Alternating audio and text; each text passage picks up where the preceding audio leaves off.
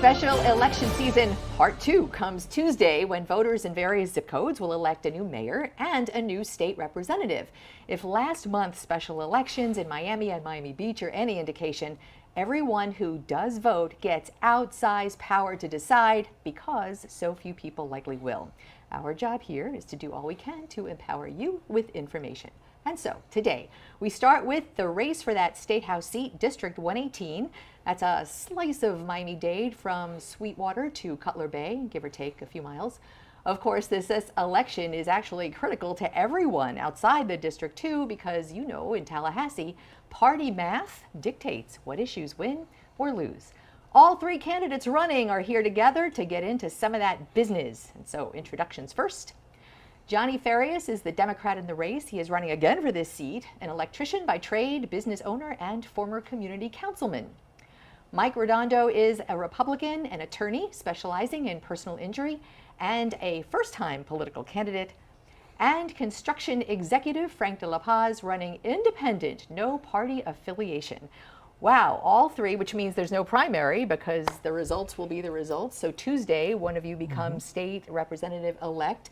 You've been here, you have not. I'm so happy you're here, and I want to give you the first question. All right. Because if anyone who watches Local 10 knows, we've chatted at your front door a couple of times. That's and if you look at the financials and the support, you have no money that we can see. I don't know what we can't see. We have no money. You told me you were prepared to spend about $10,000 for this.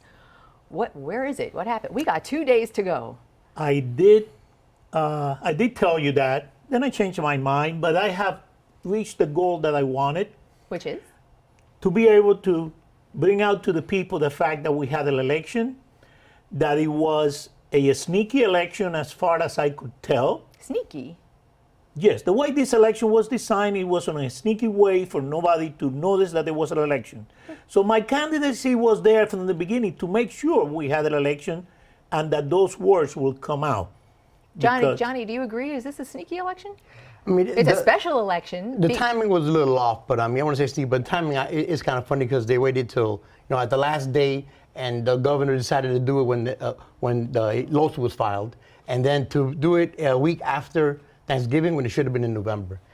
So you are ascribing the governor kind of waited too long to call this election? Absolutely. The governor being a Republican, I'm going to turn to the Republican candidate. Do you have that same feeling? Yeah, no. I mean, for my part, I think obviously it's a special election. There are other special elections going on throughout the state that are on even different dates from ours. So I can't say I know the exact reasons why, but I certainly don't think it was something that people weren't aware of at the time. People who are generally not engaged in the political world probably didn't realize there was an election on Tuesday, which is why I'm glad we're all here. I want to talk about reporting 101 on campaigns as you follow the money. And, I think candidates sometimes find that problematic. I'm not quite sure why, because it is what it is, and anybody can look up the financials. But I want to start with you, because you do have the most money in this race. And if you look up, you have a lot of party support. I mean, the bulk of your contributions. Clearly, the Republican Party of Florida wants you to have that seat. And I wonder if you can address that component of a first-time candidate with so much party support. Are you're going up to be a party guy, or are you going up to be your own guy? No question about that. It's obviously, I think one of the questions you asked me at the last interview was if there was a bill that I thought was bad for my district but leadership supported, I would not support that bill. I mean, obviously, I'm very fortunate to have my party support, but it's also, as you mentioned, I mean, this is an important race because in Tallahassee, I'm going to be one of 120, but it is a game that requires, it's a team sport, and having the ability to work with the party that is an important thing for any representative, and so I don't view it as a negative at all. But I'm certainly not going up to be a party man, a yes man, so to speak. I think I called that the party math. and the party math right now in Tallahassee, no surprise, is that Republicans outnumber Democrats 2-1. I don't think there's a no party affiliate in the House of Representatives or the Senate, right? No, he's not. You might be the first. Johnny, so you've amassed a war chest of sorts. It's a very different pattern that we see for the Republican candidate. You have mostly grassroots support. You have someone who contributed $8 to your campaign. Yes. And so I wonder if you were a little daunted by I did not see a contribution from the Democratic Party of Florida. I do see they were phone banking and supporting you. Is that daunting to you? In a little way, but look, I mean, let's call a spade a spade. When you have my Republican opponent that has $145,000 of special interest, we know where the interest is going to lie. I know $54,000 from regular people. When I have $84,000 for regular people, I'm going to owe the regular people that have donated and that I'm going to represent. You know, for me to say that I owe anybody nothing, I only owe the people. I'm not going to worry about the special interest because at the end of the day, we all know, truth is, they're going to come knocking on the door. I want to ask the no party affiliate, no party backing, and no contributions. Still in the race, though, with 2 days to go. You hear what Johnny said about being beholden. You've heard what Mike said about I'm my own guy, and you need money to run a race, or do you? I don't know. Do you think it's possible as a no party affiliated candidate to have money, to take money with support and not owe people anything? Yes, it's possible, and especially if the race will have been called in November, the numbers will be differently, and what do you mean we by will be that? talking about differently. This race, as I stated from the beginning, was designed from the genesis. It was designed for the Republican candidate, the party, the state party, and he knows very well who I'm talking about. Mr. Danny Perez, the upcoming chair, went around and told everybody else that even had filed for next year, get out of the way. We got somebody else, and they went and got somebody else out of the district that has not been living in the district, came in and says, you're going to be the party candidate. And that was often designed from the DeSantis group. It's not even the whole Republican. We got Republicans on the state who are not in favor of this. And unfortunately, that's the way it's playing out, and the media did not cut on it, except for maybe you. Because even the Herald Board of decided to do an interview right after Thanksgiving when nobody was even in town. Let me take that allegation and assertion to the person you are directing it at and give you a chance to respond. Sure, it's news to me. I mean, I wish someone would have told me that this was going to happen for me. Were you recruited for this? No, absolutely not. And it's one of the things And that's not a pejorative if you were. No, I'm just asking. yeah, and it's interesting because I was born and raised in the district. My father in particular was always very. I used to watch C-SPAN with my dad growing up as a kid. And nerd alert. Yeah, big time, unfortunately. So I always had an interest in politics. It was more just it's not every day that we have a sitting state representative get appointed to a new position and then there's an open seat. Yeah. Johnny, what Frank is talking about is not news to people in politics. It's a game, and it's played that way, and the more people who can play the game well are successful. My job is public service and informing the public, so let's just peel back the layers of that and let them know this is what goes on. You've run for this seat before. Right. What did you learn from that time to this time? Well, one of the things I learned is that you can't say that you weren't recruited and you get $145,000 for special interest. I mean, When we're you all say adults special here. interests, you are talking about what? Party, lobbyist, all special interests that has given money. I mean, you can go. I actually printed out the report.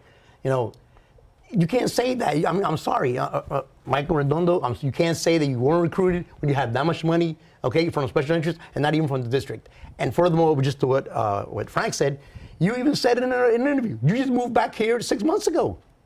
So yeah, you're not from the district. You don't know what the issues are when it comes to raising a family in the district. You don't know what the problems are with kids going through high school, going through college. You just don't. In fairness, you need to respond. Yeah.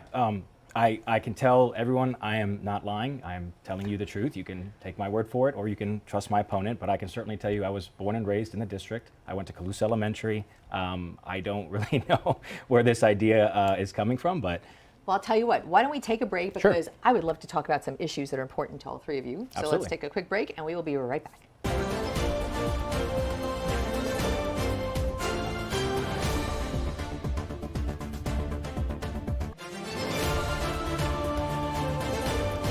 We are back with all three candidates for the House District Race 118 in Miami-Dade, and of course important to everybody watching as well, because state issues are important. You weren't with us, Frank, last time we were here right after qualifying. My Democrat and Republican in the race were, and both of you identified property insurance to your constituents as the number one. Let me start with you. the State House, the State Senate did a lot on property insurance, tried to right the market. I'm giving you the headline. Right now, it's too soon to say how far it'll right it in the near future, but costs are rising, to your point, and you all know that, and people are hurting. And what more, I want you to address what was done and what are you going to take to Tallahassee to advance that help for constituents? Sure. I mean, I think, as you mentioned, there was a pretty significant legislative package that was passed. That is going to take time to come into effect, but as I mentioned before, there is more work to do. I think the insurance industry really got essentially everything they were asking for in terms of what they mentioned that the issues were. Premiums have not been coming down yet, and so I think we need to make sure that additional legislation is focused on. What does that look like? Well, addressing the reinsurance market, I think, is a critical part. You know, we do live in a giant peninsula out in the Atlantic Ocean, so we do need to have a robust reinsurance market. I think that's a critical piece to help attract new carriers to the state, but we also need to make sure that we're having holding insurance companies accountable to the commitments they made to their policyholders, and making sure that regulations are in place that now that we have this legislative package that gave the insurance industry what they wanted, let's make sure that they're continuing to keep those promises to our constituents, and again, making sure that they're not just choosing the best parts of Florida to write policies in, but not, staying around when it comes down to it when our policyholders need them. Johnny. Okay, well, to add what you said, that the legislature did a lot about nothing, because the only thing they did was raise on premiums, and it is affecting us right now, which shows how much people are out of touch. Because just the other day when I was at homeowners association, people getting ready to lose their homes because their association went from paying $200,000 to almost $400,000. What are you taking to Tallahassee, and as a member of the minority party at this moment in time, how do you think you will move that needle? Well, the needle should move, because this should be a problem that the Republican wants to fix, because people lose their homes. The reinsurance thing, and I said it the last time, and I keep saying it, we need to fix the reinsurance problem by cutting it to 20%, because right now your premium that you pay is 40% of that goes to reinsurance. Reinsurance is insurance for the insurance industry. Yes. Frank, what do you think? Well, definitely we have a large issue with insurance. And besides everything that has been done, what we also have to do is bring not new carriers to the state. We have plenty of carriers that have chosen not to write in Florida, yet they advertise every day how they bundle homeowners and auto. Well, let's bring them to the table. Let's put a stop to those false advertising that we're seeing every day from State Farm, Geico, Prudential, from the big boys. And if you're going to advertise bundles, start offering the products.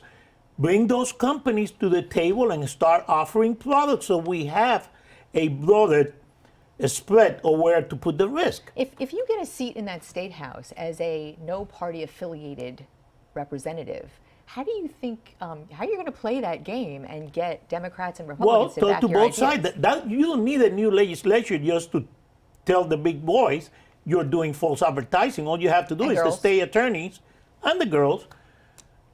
But when I mean the big boy, I don't know an insurance company that is owned currently by a woman, but there might be one.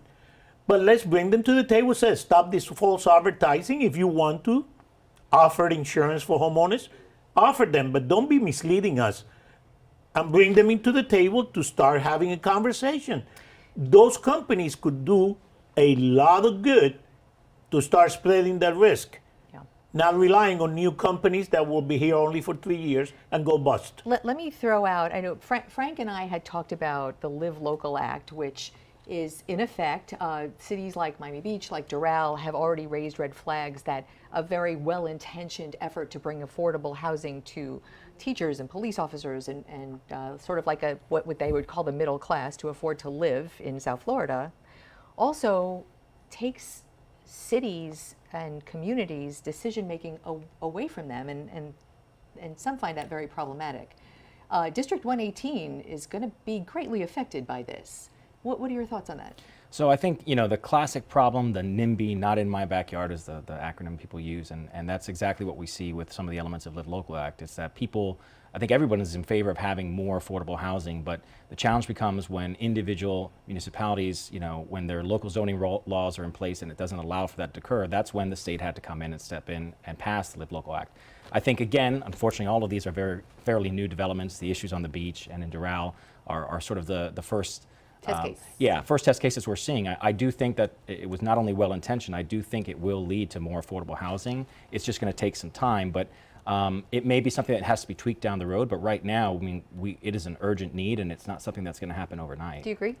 Okay, and I'm glad you mentioned that. As a community councilman, I don't like that at all. And the thing that, why that was done, it wasn't because to get more affordable housing. It was for the governor and the powers that be to take away home rule from Dade County. So you don't think it will create affordable housing? No, because one, as a community councilman, that's one of the things that we were at the table for, to make sure that when a plan came ahead in front of us, that it was built correctly and for the community. Okay, there is a lot of land still here in Dade County, yeah. and I know because I was in a community council. So we didn't need that, just like we didn't need to move the UDB around to urban development boundary. Yeah, we didn't need that. I know you and I talked. You're against it. I'm totally against it, Yeah. and I'll tell you what. It's taking away the home rule. It's taking away local opinion to the redevelopment that is much needed. We do need affordable housing, but there has to be some guidelines that we have taken away from the local communities. Now, we're going to be seeing in the current, on the next few months, a 5-story building in Horse Country, which is sacred ground for multifamily. Well, they're sticking it in there. We're going to see 640 apartments on Town and Country, Kendall Drive, 117th Avenue, where you have a continuous 24-hour traffic jam, and nobody can oppose it. Potentially, even Calusa Country Club, instead of having 500 homes, now we can have 12,000 townhouses. That is crazy without any local input. I remember you told me that might have been the reason you actually entered this race. It is one of the reasons, having been a member of the community council, having been involved with zoning and land use. Yeah. But then I recognize that you got to have some control. Yeah. I have one more question for you, but we have to take a quick break. So let's do that, and we'll be right back.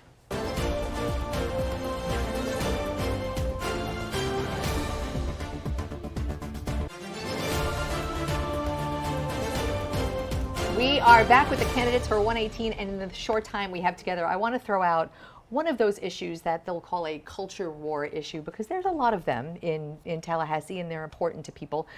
Frank De La Paz, an NPA, this week it's in the news in Broward County Public Schools. A volleyball player who is a trans girl is no longer allowed to play. There have been student walkouts over it. Principal and a couple of staff members have been reassigned while they investigate how this case comports with the 2021 law that mandates biological gender to play ball in high school. Frank, weigh in on that, the law and its application to Broward, and what do you think? Personally, in as much as it might go against my personal beliefs, religious and otherwise, that's one of the samples that is Tallahassee gone wrong, sticking their nose on local issues. That is specific, and some of the other ones that they have been passing in the last few years, the state legislature should stay out of it. That should be up to the local boards. That's why we have local school boards to make local decisions according to the community. And what might be acceptable in Broward may not be acceptable in Ocala, and that's fine. But that's the intent of having local elections. Now, to have the state come in and say, this is how we're going to do this, how we're going to do sports, the books that we're going to read, and how families should make decisions on their own bedrooms, that's none of the state business. That should be up to local boards, and the state should not be forcing those mandates on the state boards. So, Johnny, Farias, just the House of Representatives is made up of people elected from local districts like 118. What do you think? You know, for once, I'm going to say I'm actually on board with Frank La Paz in this one. We need to let the school board handle these situations. Yes, the state legislature does have some say, but you know, it's a, you know, you got to take in consideration the safety issues, the issues with the person that that's on the sports team. So I say let the school board. That's why we have a school board for. Let them make those decisions and let the state worry about people losing their homes because of insurance. And yet it is a state law, has been for 2 years. Mike, would you do something to change that? No, I think obviously, of course, we need to have local decision making involved in some of these things. But when it comes to protecting our kids and making sure that we have uniform guidelines, we can't have guidelines that exist in Dade County, and then when that team goes to play a team in a regional championship against Broward, you have different rules. So particularly on this issue, I think it's one that it is something appropriate for the state to have set some uniform guidelines, and there's still absolutely opportunities for local school boards and the like to have say. But on that issue in particular, I do think it's primarily about making sure that there's fair and safe rules for both male and female participants in sports, and I think it was an appropriate use of state law. Okay, we have less than 2 minutes left, a little bit of a lightning round. Abortion shaping up to be a national issue for 24, certainly a state issue as we wait to see what a court says. And if the current 15-week limit on abortion in Florida becomes a 6-week, if it goes through, signs are that there might be a bit of a push in Tallahassee to even go further. Would you support that effort? I'm not aware of the specific efforts to go beyond that, but what I will say is I think abortion is an issue that has divided us for far too long. I think we need to stop judging people based on this issue and more provide support. We should encourage women to view alternatives to abortion, but we also need to provide more support for single mothers and young women who are becoming parents and don't have support. So I think we need to focus more on those issues and trying to support people both before and after pregnancy than it is about trying to divide us after the fact. Do you support a 6-week ban? I think the current state law as passed, I think, is something that was appropriate for the state of Florida. Johnny? I support women's choice, especially when you have people like Redondo that wants to be a representative who don't have children telling my daughter what to do with her body. Frank? I'm totally against the current law. I think the state should be totally out of it. That's a private issue that should not be governed. How long have you been in, thank you. How long have you been in NPA? Probably about 10 years now, since I was Republican until the last Bush election.